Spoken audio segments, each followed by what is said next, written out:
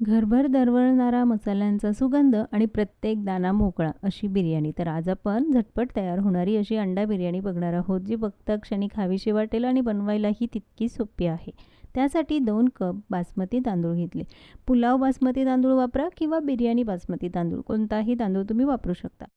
2 ते 3 पाण्याने स्वच्छ धुवून घेतल्यानंतर तांदूळ बुडेल इतपत पाणी घालायचं. अर्धा तास तांदूळ भिजत ठेवायचा. अर्ध्या तासानंतर जेवढा तांदूळ आहे त्याच्या 3 पट पाणी घ्यायचं. यामध्ये काही खडे मसाले, 2 हिरव्या मिरच्या, अर्धा लिंबाचा रस, 1 चमचा मीठ आणि यामध्ये 2 चमचे तेल किंवा साजूक तूप काहीही वापरू शकता.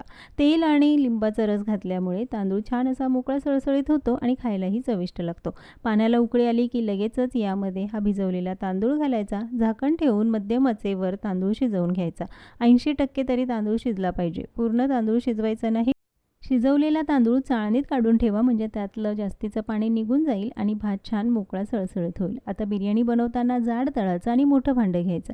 यामध्ये 3 मोठे चमचे तेल घालून घेतलं किंवा साजूक तूपही वापरू शकता. 2 मध्यम आकाराचे कांदे आणि 1 टोमॅटो बारीक चिरून घालायचा. यामध्ये थोडंसं मीठ घालायचं, म्हणजे कांदा टोमॅटो लवकर शिजला जाईल. 2 मिनटं हे चांगलं परतवून घेतलं. कांदा थोडासा ब्राऊन झाला की लगेचच यामध्ये ही बिर्याणी पेस्ट घालायची. 3 चमचे बिर्याणी पेस्ट घालून घेतली आणि त्यामुळेच तर बिर्याणी अगदी पटकन तयार होते. कारण यासाठी आलं लसणाची पेस्ट, बिर्याणी मसाला, दही काहीही घालण्याची गरज नाही. कोणतेही मसाले न वापरता फक्त ही पेस्ट वापरायची आणि मग बिर्याणी बघा प्रत्येक वेळेस एकसारख्याच चवीची बिर्याणी तयार होते.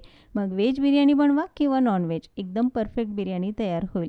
2 ते 3 मिनटं चांगलं परतवून घेतलं. हलकंसं तेल सुटल्यानंतर यामध्ये अंडी घालायची. तर इथे मी 5 उकडलेली अंडी घालून घेतली. तीसुद्धा चांगली परतवून घ्यायची.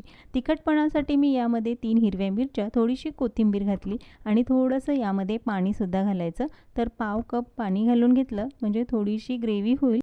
बिर्याणी पेस्टची रेसिपी हवी असेल तर जास्तीत जास्त कमेंट्स करा. जेवढ्या जास्त कमेंट्स तेवढी लवकर रेसिपी. यावर झाकण ठेवून 2 मिनटं एक उकळी काढून घेऊया. आता मात्र गॅस अगदी कमी आचेवर ठेवायचा आणि हा शिजवलेला भात त्यावर घालून घ्यायचा. मोकळा सळसळीत असा भात तयार होतो. असा हा परफेक्ट बिर्याणी राईस आणि त्यासोबतच बनवलेली बिर्याणी. खायला तर एकदम चविष्ट आहे.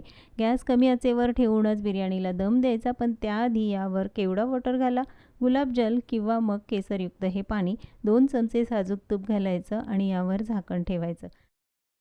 10 मिनटं कमी आचेवर दम देऊन घेतला की त्यानंतर गॅस बंद करायचा आणि 5 मिनटं ती अशीच झाकून ठेवायची आणि त्यानंतर मस्त गरमागरम अंडा बिर्याणी खाण्यासाठी तयार.